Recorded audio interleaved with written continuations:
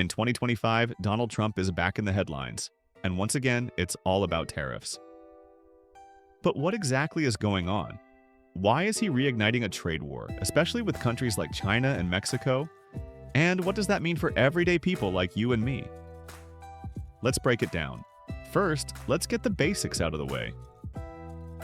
A tariff is a tax on imported goods. When a country imposes tariffs, it makes foreign products more expensive, giving an edge to local producers. Think of it like this. If an American-made washing machine costs $500 and a similar one from China costs $400, a 25% tariff on the Chinese model adds $100, making them both cost the same. The goal? Make Americans buy local and protect domestic jobs. Donald Trump believes America has been ripped off in trade for decades. In his words, other countries are stealing our jobs and wealth.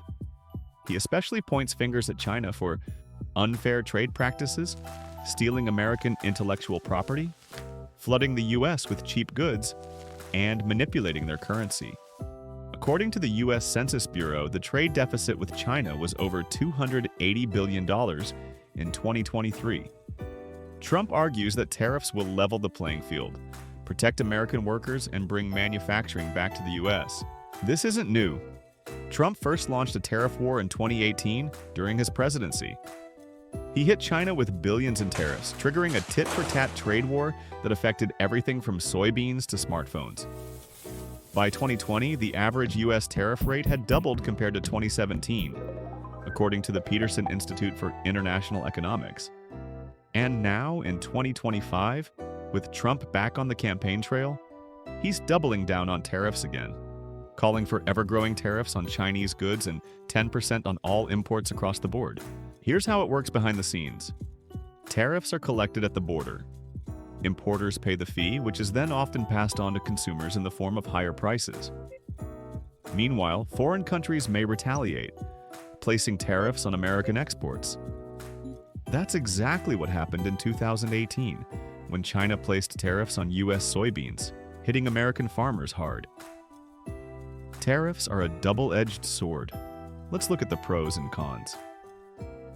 Pros: can boost local manufacturing, may reduce reliance on foreign supply chains, can create short-term job growth in protected industries.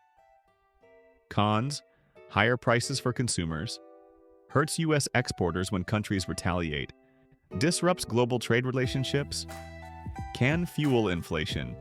For example, according to the Brookings Institution, the 2018 to 2020 trade war caused U.S. businesses and consumers to pay over $80 billion in extra costs due to tariffs.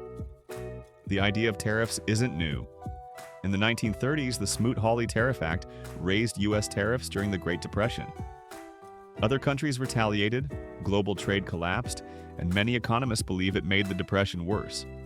Fast forward to today, Trump's policy is more targeted, but the fear is the same. Could this spark another round of global economic tension? Trump's tariff push is part of his 2025 economic strategy, and if re-elected, he plans to expand it dramatically. But global markets are watching closely. Investors, trading partners, and even U.S. businesses are unsure what this could mean long-term. Some say it could push China and others to form stronger trade alliances without the U.S., weakening American influence globally. So, is this a bold move to protect American industry? Or a risky gamble that could backfire? One thing is clear: tariffs aren't just taxes, they're power plays, with real consequences for workers, companies, and economies around the world. What do you think?